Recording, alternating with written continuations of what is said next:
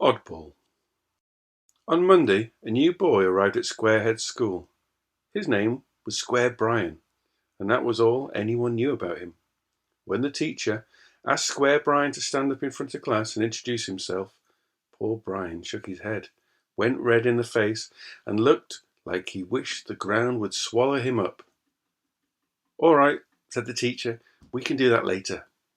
And she asked Squarehead if he would look after Square Brian for the first week.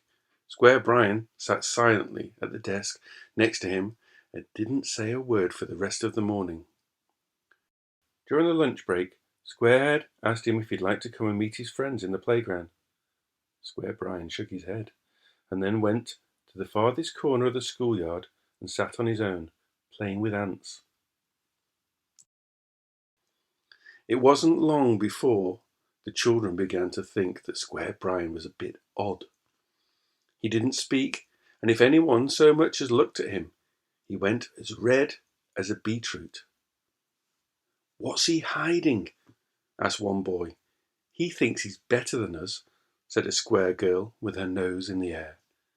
"He's an oddball," said another boy. "Oddball, oddball," sang the children. They liked the sound of the word. "I think he's just a bit shy," said Squarehead, who felt a bit embarrassed for Brian. At the end of the day, Squarehead's mum came to collect him and asked him about Square Brian. She'd been talking to Brian's mother outside and they had arranged for Square Brian to come round for tea. "What's the matter?" asked Squarehead's mum when she saw the look on Squarehead's face. "He doesn't speak," said Squarehead. "He hasn't said one word all day." "He's shy, that's all," said his mother. "I know that," said Squarehead, "but he's so shy, he makes me feel shy as well. I don't know what to say to him." "Just make him feel welcome," said his mum. When tea time came, the doorbell rang. Squarehead and Hairy Scary, the monster who lives under Squarehead's bed, peeped through the curtains and watched Square Brian and his mum standing on the front doorstep. Squarehead's mum opened the front door and smiled at Square Brian's mum. "Hello again," said Square Brian's mum. "This is—" She looked down at where Square Brian should be, but he'd vanished. "Oh," said Square Brian's mum. Hairy Scary and Squarehead could see Brian disappearing down the road in the direction of the park. "Why's he done that?" asked Hairy Scary. "I'm so sorry," said Brian's mum. "He's very shy, and sometimes the thought of meeting new people is too much to bear." Squarehead and Hairy Scary said they would go and look for Square Brian. It didn't take long to find him. They went into the park and saw him sitting under a tree on his own, staring at the ground. They walked over and sat down beside him. "I know how it feels to be shy," said Scary Hairy. "I used to be so shy, I could hardly breathe," said Hairy. "My shyness got so bad, I thought I would faint."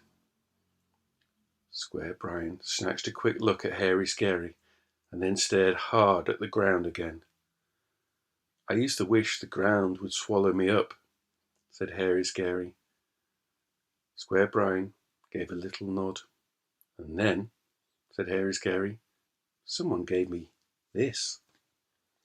Hairy Scary took something off his face, and for a fleeting moment he looked timid and scared. He held it up for them to see. Squarehead and Square Brian stared. "I can't see anything," said Squarehead. "Of course you can't," said Hairy Scary. "It's invisible." Square Brian was beginning to forget about his shyness. He was fascinated with this invisible thing. "What is it?" he asked very quietly. Hairy Scary smiled. "It's an invisible mask. Do you see?" Both the boys stared even harder, but of course they couldn't see. "I feel afraid like you," said Hairy. "So I put on this mask every day. It doesn't make the fear disappear, but it makes me feel a little better. It makes me feel brave enough to face the world. And now it will help you too. Try it, he said to Square Brian. It's magic. Brian took the mask from Hairy Scary and put it on. His anxious expression melted away, and for the first time he smiled. But what will you do? He said to Hairy Scary. I'll make another one, said Hairy, and he waved his arms in the air as if he was doing a conjuring trick. Here it is, he said, and popped it over his face. Now we both have magical masks, but no one would know we were wearing them. The next day at school, Square Brian stood up in front of class and told them all about himself. He even told a joke, which made everyone laugh. He played square ball in the playground and chatted to everyone like they were all friends. After that, the children thought Square Brian was really quite nice and not odd at all. Well, maybe a little odd, but not in a way that mattered. After all, we're all a little odd in our own way, aren't we? One night, just before they went to sleep, Squarehead asked Hairy Scary about the masks. Are they really real? Hairy Scary smiled.